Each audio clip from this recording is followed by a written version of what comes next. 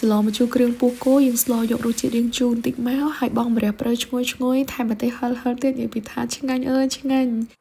គ្រឿងផ្សំដែលយើងត្រូវការគឺមានគ្រឿងគល់ស្លឹកគ្រៃបុកអញ្ចឹងគ្រឿងនឹងដូចបងប្អូនដឹងហើយគឺយើងត្រូវការគល់ស្លឹកគ្រៃ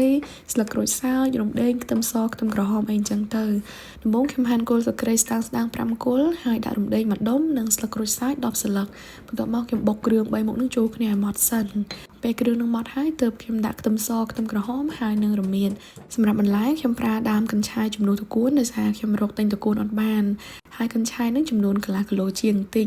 យើងហាន់វាបច្ឆិតអញ្ចឹងមកក្លិនវាឈ្ងុយល្អមួយយ៉ាងដែរតាបងប្អូនហើយស្លម្ជូរគ្រឿងកុំភ្លេចដាក់ម្ទេសផងឲ្យវាឈ្ងុយហឹល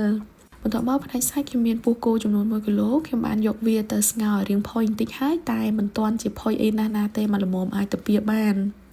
ហើយគ្រឿងផ្សំសំខាន់ដែលមិនអាចខ្វះបានរបស់ខ្ញុំគឺប្រហុកខ្ញុំដាក់ប្រហែលជា10កន្ទុយយកវាមកចិញ្ច្រាំឲ្យម៉ត់ឥឡូវខ្ញុំដាំឆ្នាំងមួយឲ្យក្តៅហើយដាក់ប្រេងឆាប្រហែល5ស្លាបព្រាបាយបន្ទាប់មកទើបដាក់គ្រឿងគល់ស្លឹកគ្រៃដែលបានបុកម៉ត់នឹងឆាវាឲ្យឡើងឈ្ងុយគ្រឿងនឹងគ្រាន់តែដាក់ចូលភ្លាមនិយាយថាជះក្លិនមកឈ្ងុយមែនទែនពេលដែលដាក់គ្រឿងនឹងឈ្ងុយហើយយើងត្រូវដាក់ប្រហុកប៉ុន្តែកន្លែងនេះខ្ញុំអត់បានចុចកាមេរ៉ាថតអញ្ចឹងដូចខ្ញុំលើកវែកបង្ហាញបងប្អូនហ្នឹងគឺជាសាច់ប្រហុកដែលខ្ញុំបានដាក់ចូលយើងដាក់ប្រហុកចូលឆាលាយជាមួយនឹងគ្រឿងនឹងឲ្យឈ្ងុយដែរហើយបងប្អូនកុំបង្ខំភ្លើងពេកអីយើងឆាវារៀងយូរបន្តិចទៅដើម្បីឲ្យគ្រឿងយើងឈ្ងុយល្អរួចហើយសូមដាក់ពោះគោចូលហើយឆាវាលាយជាមួយនឹងគ្រឿងឲ្យសព្វដែរពោះគោនឹងខ្ញុំបានលាងសម្អាតមកស្អាតយកទៅស្ងោរឲ្យរាងផុយបន្តិចហើយបានយកមកធ្វើម្ហូបបន្ទាប់ពីឆាពោះគោជាមួយនឹងគ្រឿងគល់ស្លឹកគ្រៃប្រហុកចូលគ្នាសព្វហើយខ្ញុំបង់ម្សៅស៊ុបមាន់2ស្លាបព្រាកាហ្វេ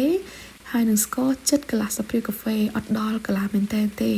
ហើយសណ្ដានប្រហែលជាជិត10ចំណិតបន្ទាប់មកខ្ញុំឆាគ្រឿងសាច់នឹងចូលគ្នាឲ្យសព្វជាមុនសិនទើបដាក់ទឹកចូលចំនួន2លីត្រពេលដាក់ទឹកហើយខ្ញុំបិទគម្របឆ្នាំងចោលមកសន្ទុះសិនរំងាស់ឲ្យពោះគោនឹងផុយល្មមតាមដែលខ្ញុំចង់បាន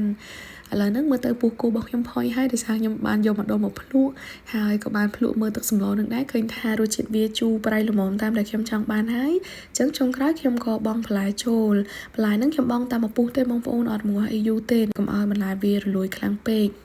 ហើយដោយសារតែយើងបានដាក់ម្ជូរសណ្ដានចូលមុនអញ្ចឹងពេលដែលយើងដាក់បន្លែចូលចុងក្រោយគល់កញ្ឆាយហ្នឹងនៅស្រួយឆ្ងាញ់មែនទែនចុងក្រោយបិទភ្លើងហើយដាក់ម្រះព្រៅនិងម្ទេសដែលខ្ញុំបានហាន់ទុកតែប៉ុណ្ណឹងគឺរួចជាស្រេចអរគុណច្រើនបងប្អូនទាំងអស់គ្នាដែលបានទស្សនាវីដេអូរបស់ខ្ញុំ